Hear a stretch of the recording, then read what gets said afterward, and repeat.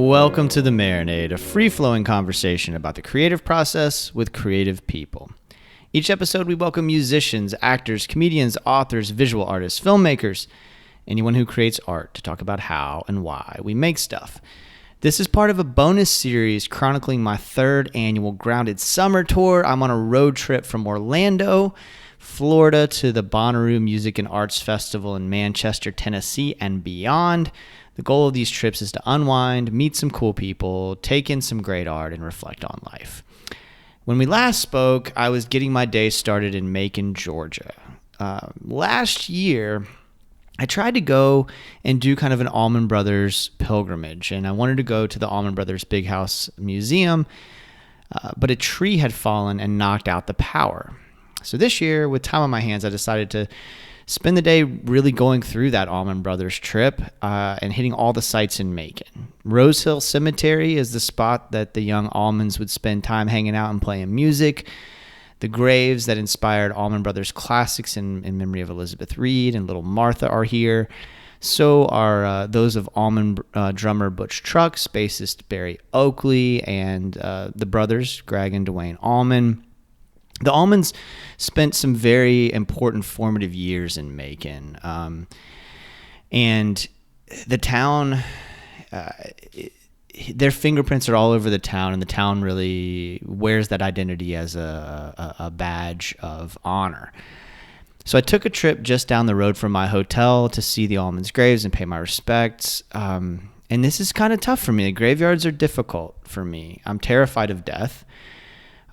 So confronting it in that way is really challenging, but there is something kind of oddly edifying about going through the process of confronting that fear.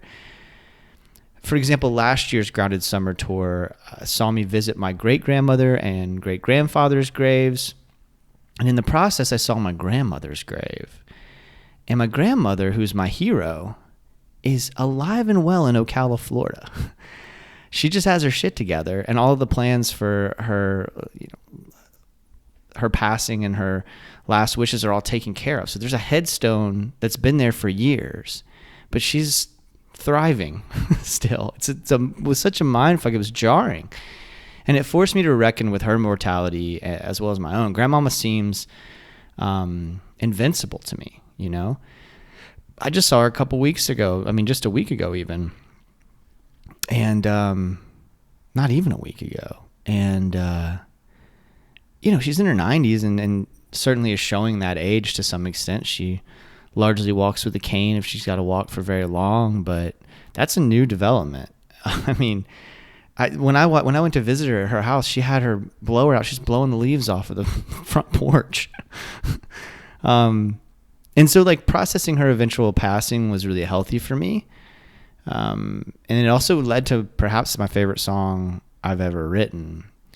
And while I didn't know the Allmans personally, their music has been a huge part of my life.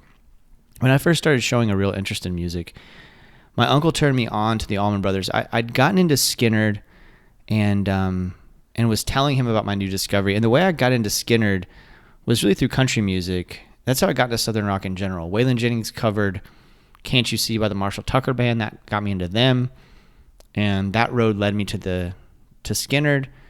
There was also a tribute record called Skynyrd and Friends in the 90s. I'm not sure if it's available on streaming services. I have a CD copy, and all these country stars of the day, and then also folks like Steve Earle, for example. That's what got me into Steve Earle. Covered all these Skynyrd songs. It's a cool record. And there was a whole thing, there's also a tribute record called Common Thread, The Songs of the Eagles, which I'm almost positive is not available on streaming services. And I think I've since lost my CD copy of that. But that record was the same concept, but for the Eagles. All these mega country stars of the day in the 90s covering Eagles songs. And that got me into the Eagles. So, it's interesting, 90s country got me into the classic rock of the 60s and 70s. And when I told my uncle, who was the cool uncle with the motorcycle, and he had this van with an eagle painted on it, and he always had the pretty girls around him, I was telling him about my new discovery of Skynyrd, and he was like, well, if you dig that, check out the Allman Brothers. And I guess I kind of did things backward on this trip. I started with their graves, and then I had lunch at the soul food place that they frequented, H&H. And that place was important to them, as I understand it, because Mama Louise, who was running the place, took care of the boys, and when they couldn't afford to eat, and then eventually they took her on tour with them in 1972. The place is under new ownership, but it's still charming as hell. Macon is charming in general, I would say. You guys remember the boner-pilled bartender from the last Grounded Summer update, the first update? He was my server the next morning at H&H. That dude is hustling. Now, boners were not discussed during brunch, but the fried okra is to die for. It tastes just like grandmama's, and it was really cool to check out H&H and all the memorabilia on the walls, Allman Brothers and Otis Redding, and on and on and on. So with the way too full belly, I headed to the big house, and it was open, thankfully, and this is where the Allmans and their families lived in the early 70s. Many of their classics were penned there, and the museum is really well done. There's a self-guided tour that includes like all manner of jaw-dropping memorabilia. If you're a Allman Brothers fan or just a fan of that sort of era, I mean, like Greg and Cher's pool table, right? For example, it's just like some wild stuff in there. And in true Macon fashion, everybody there was super sweet and helpful. You can stand in the kitchen where Dickie Betts wrote Blue Sky, among other beautiful experiences. And they give you a map of other Allman-related sites around Macon, such as Capricorn Records, and then the tragic spots where Dwayne and Barry Oakley lost their lives in separate motorcycle crashes just about a year apart, I think I'm correct on that. And I had this morbid curiosity about where Dwayne passed away. So I set my GPS to go there, and if I got to the right spot, there's nothing to see really but a quiet intersection. It's kind of strange to think this like monumental piece of rock history happened here, and there's not even like a plaque there. I may be wrong, but I didn't see anything. But I got to thinking though in that moment, like how odd it was that I was there in the first place. This weird curiosity about where Dwayne died. And all this death stuff, again, difficult for me to confront, but it makes me want to reread Chuck Klosterman's Killing Yourself to Live. In that book, he visits the site of famous rock and roll deaths. For example, where Skinner's plane crashed, where Otis Redding's plane crashed. It's a morbid but entertaining book. I love Klosterman. I haven't read him in forever, but I went through a whole kick where I was reading all his stuff, and that one in particular hit me pretty hard. From the big house, I headed to the Capricorn Records Museum. It isn't much. It's just one room with a handful of memorabilia that's like mostly contracts. It's very unlike the big house. Don't expect much from the Capricorn Records Museum. I think it's like $7, but the guy just let me in for free, and he was really sweet and talkative. Younger guy, I don't know, probably early 30s, so I'm just guessing. I feel like as I get older, the gap between like a 25-year-old and like a 35-year-old, I can't fucking tell the difference. But he was super sweet. I feel like everybody in Macon that I interacted with was sweet and talkative and friendly. I've been digging that about Georgia in general. Not that people in Florida aren't friendly, but there's a different level of hospitality in Georgia that I experienced throughout this trip. And I've promised myself I would not be in a hurry on this trip. And so far, doing pretty good. I wanted to go from Macon to Forsyth, and it's just about 30 minutes down the road. So that whole Allman Brothers trip took all day, right? It was a very busy day. And Forsyth is just like 30 minutes down the road. So I set my sights on the KOA campground that I love to stay at every time I'm passing through in my beloved Forsyth. I love that little town. There's like this brewery just off the square with average wings and below average service and beer. I say below average service. It's just like the pace of life in that town is like a quarter speed of what I'm used to. Not that Orlando is New York or anything, but nobody is in a hurry to do anything in Forsyth. It's just so chill, and I need that. I need it to slow me down. And the KOA there is comfortable. They got clean bathrooms with showers. If I've got a clean bathroom, I'm good. I can camp. I don't need to pay for lodging like I'm doing the next 3 nights. I think the rest of the trip, I'm done with hotels. I think I'm just going to camp from now on. Hotels and Airbnbs, even though I'm really digging the Airbnb that I'm at right now.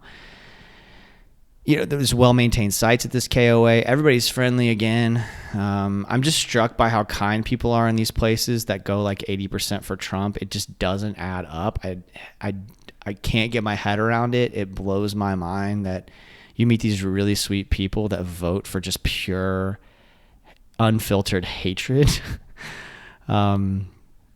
But one great thing about the slow service and the slow pace of life there is that, like, you can just sit, like, at that brewery that I mentioned.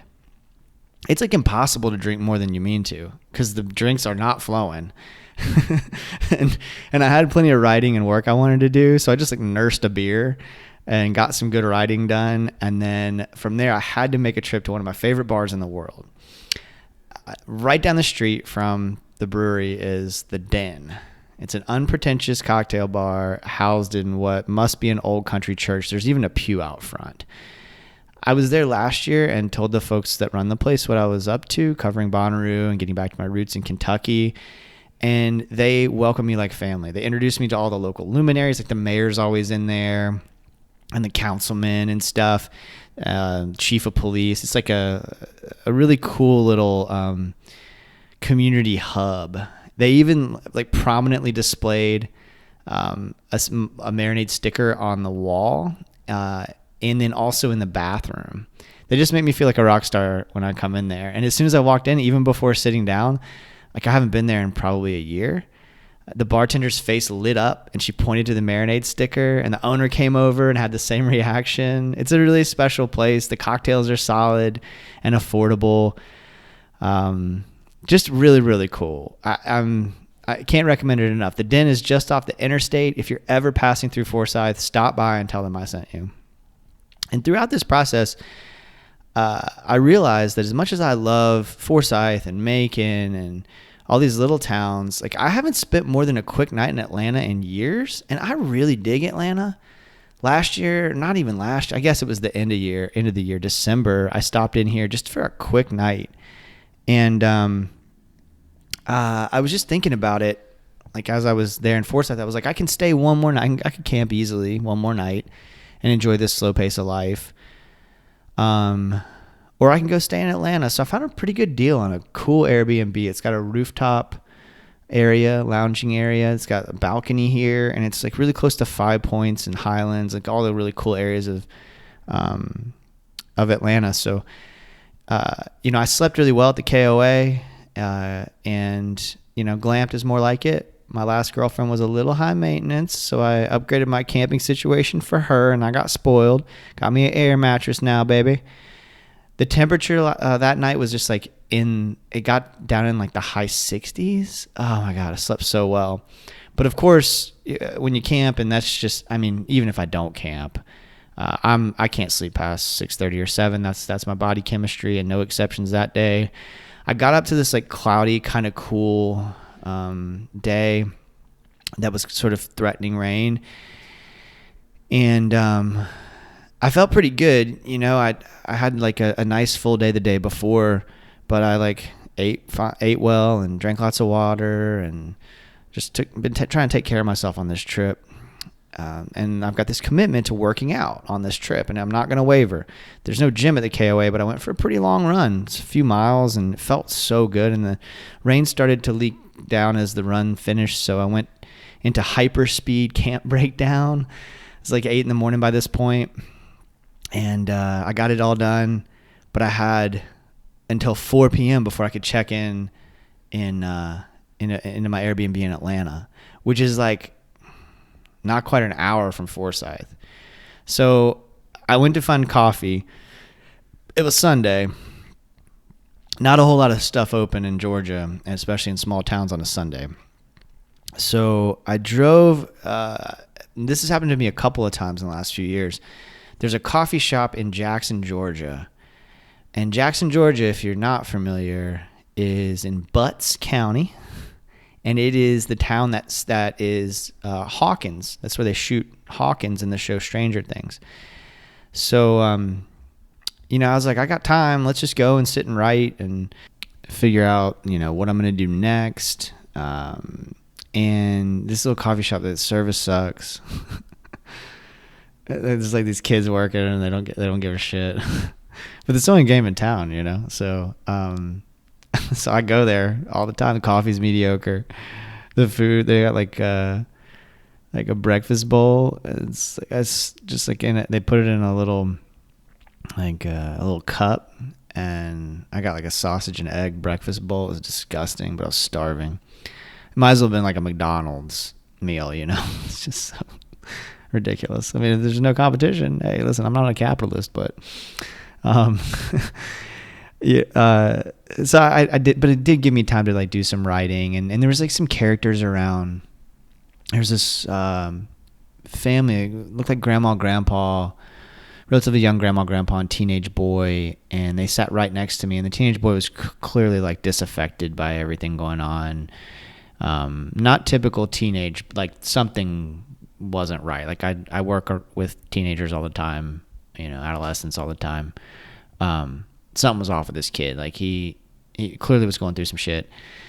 He's a white kid, and he would like talk, like he was trying to be like a ghetto black kid or something, But one of those, who I'm talking. The archetype of the kid I'm talking about. And he he's trying to, be a rapper or something. And I gathered from their conversation that like he was in some pretty serious legal trouble. Like it sounded like he had really fucked up. I didn't totally figure out what it was, but there was lots of lawyer talk, lots of like him sort of threatening to say things and do things, and them reminding him to be prudent.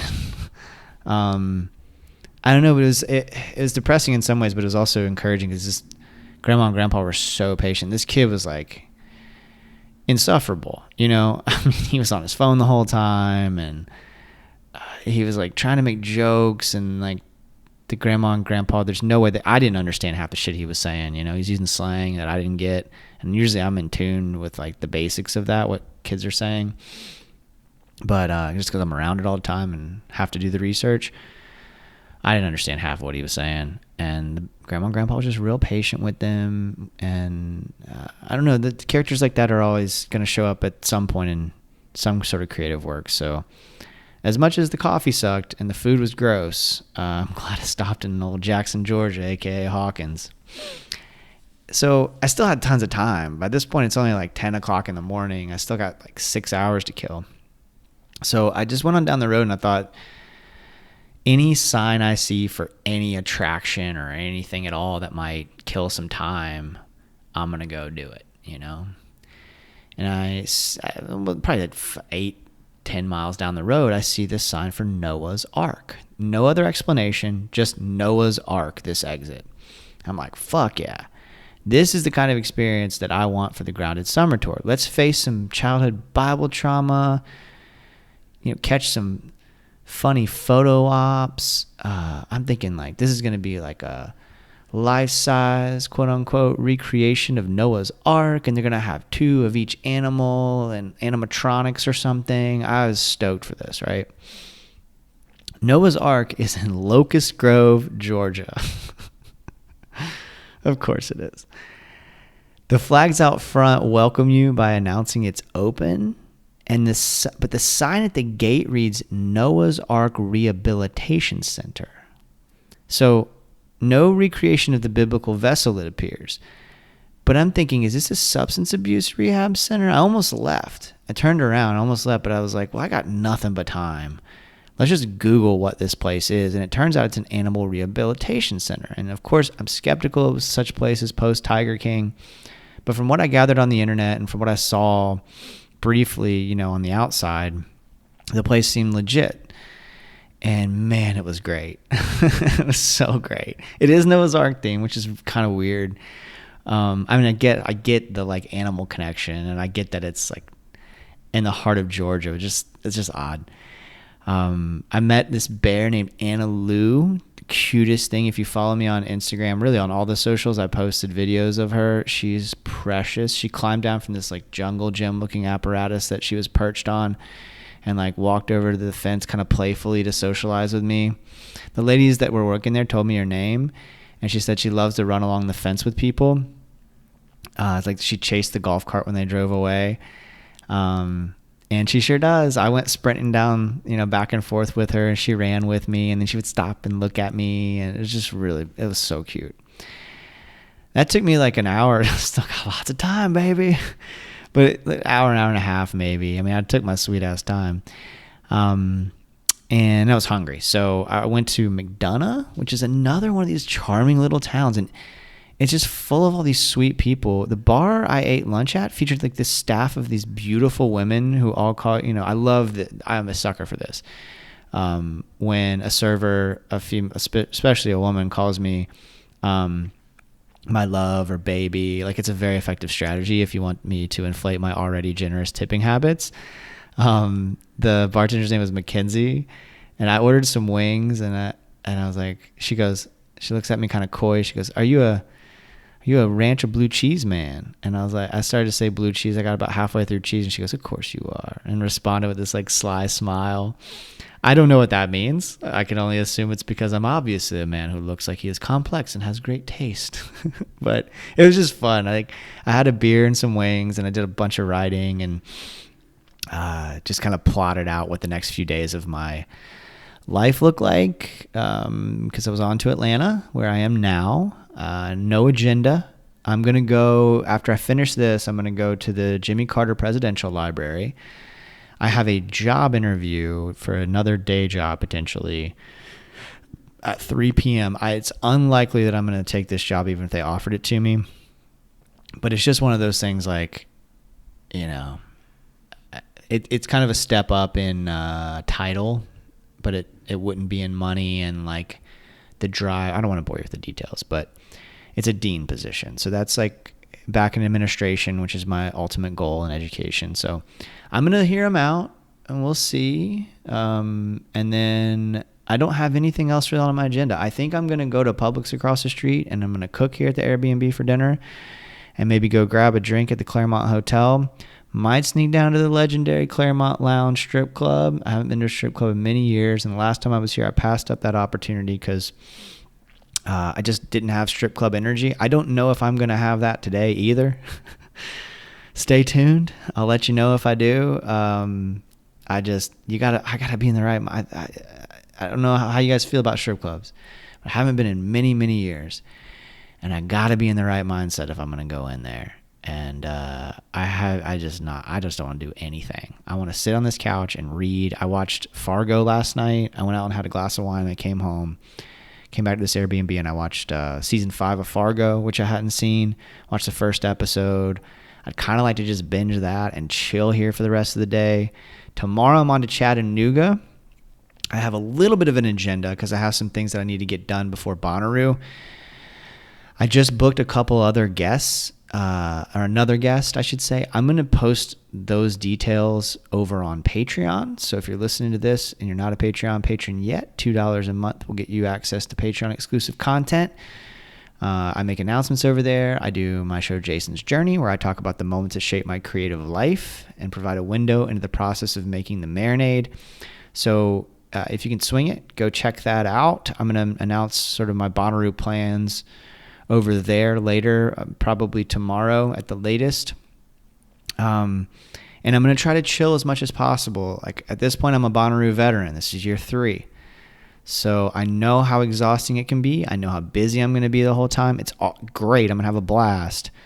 But I need to rest. So I'm not going to try to go too hard. I'm going to go to the presidential library, do some nerdy stuff, read my book, write a little bit, and then I've got a fair amount of research to do before Bonnaroo for these really cool guests. So I'm going to work on that, and then tomorrow on to Chattanooga, like I said, and go see a baseball game tomorrow and really ramp up my efforts to prepare for Bonnaroo, final supplies, and then Thursday I'll be there. So Tuesday and Wednesday in Chattanooga, Thursday on to Bonnaroo.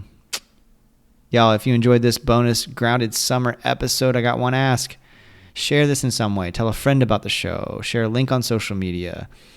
Help us get these stories and more in a larger number of ears. I just really appreciate everybody who listens and spreads the word about the show. And until next time, go out and create something. Cheers, y'all.